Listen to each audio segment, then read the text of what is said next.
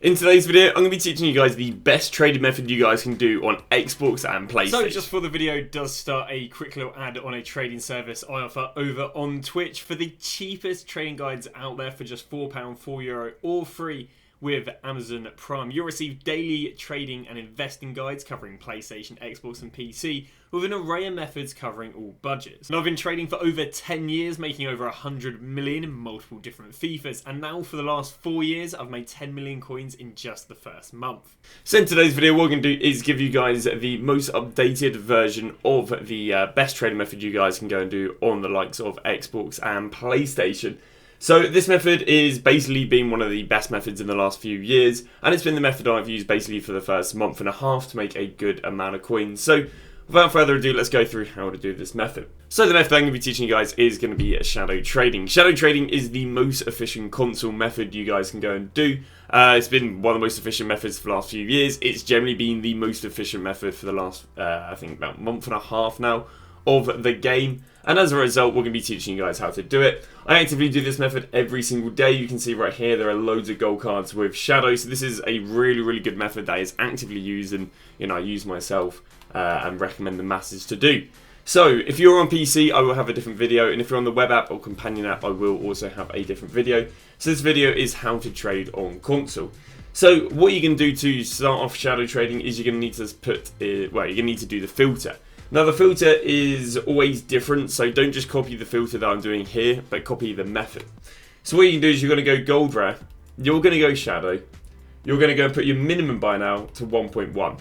Now the relevance of putting your minimum buy now to 1.1 is anything under 1.1 is near impossible to win. So a lot of people go, oh, you can't do certain methods because they're botted. The reason you put a minimum 1.1 is to make sure that you don't have to fight against bots. And you want to go and put your maximum buy now to 5k. Now, this doesn't change whatsoever. The minimum buy now will never change. The maximum buy now will never change. So the only thing that's going to go and change in this filter is going to be the maximum bid. So what you want to do is you're going to start it at 700 coins. And what you want to do is you want to have this number as high as possible without there being more than one card over the hour.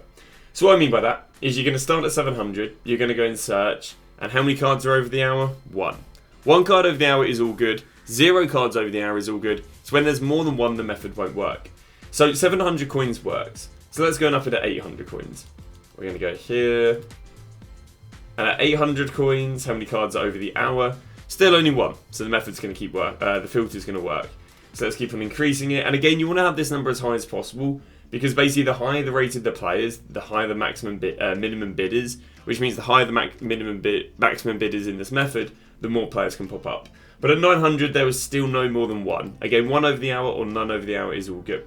We're now going to search, and still no more than one over the hour. Perfect. So again, what we're doing right now is we're just setting up the filter. At 1.1k, how many cards over the hour? We've got still no more than one card over the hour. Perfect. And if you go up to 1.2k, what are we going to see?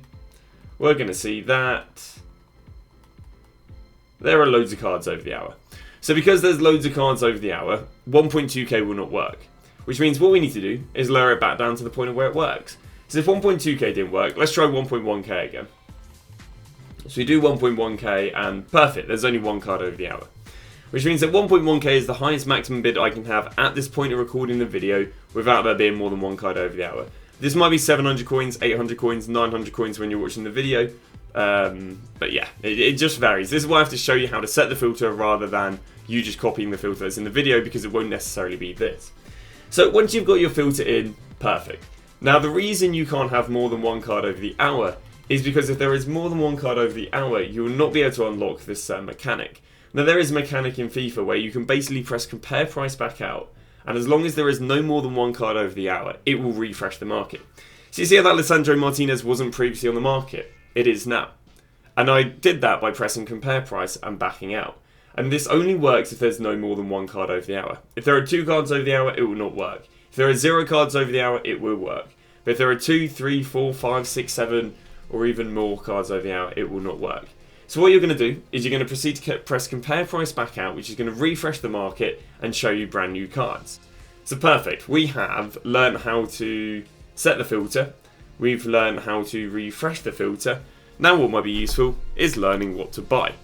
Now, you are going to buy any defender other than centre back and CDM or centre mid who is no more than 1k more with a shadow than they are without his shadow. So, for example, we can go and grab the likes of Luke Shaw. So we are willing to pay a maximum of 1k more for Luke Shaw with a shadow than he is without a shadow. Luke Shaw without a shadow is 1.6k, which means that I would be willing to go and buy this Luke Shaw here for 2k because he is only 400 coins more with a shadow than he is without a shadow. Perfect. Now again, I'll keep pressing compare price back out and I'll get you guys another example. But basically we are willing to pay a maximum of 1k more for a player to have a shadow than they are without a shadow.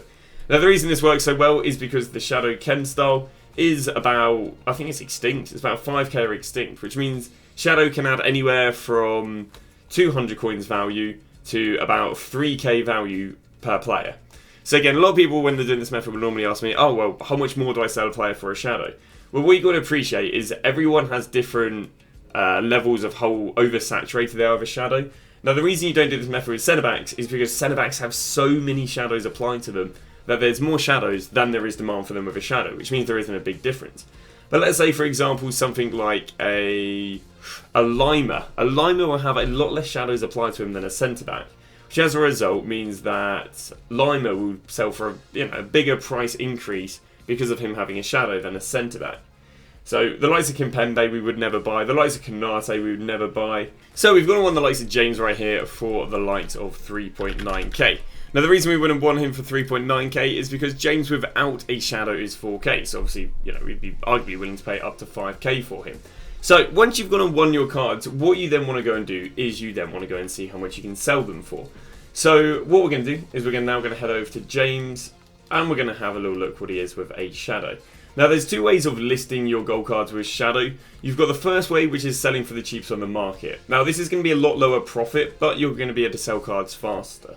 So if you need coins instantly, this is the way you do it. So we won the James for the likes of 3.9k. We then go and sell for probably the cheapest on the market, but again, your profit margin is not going to be amazing.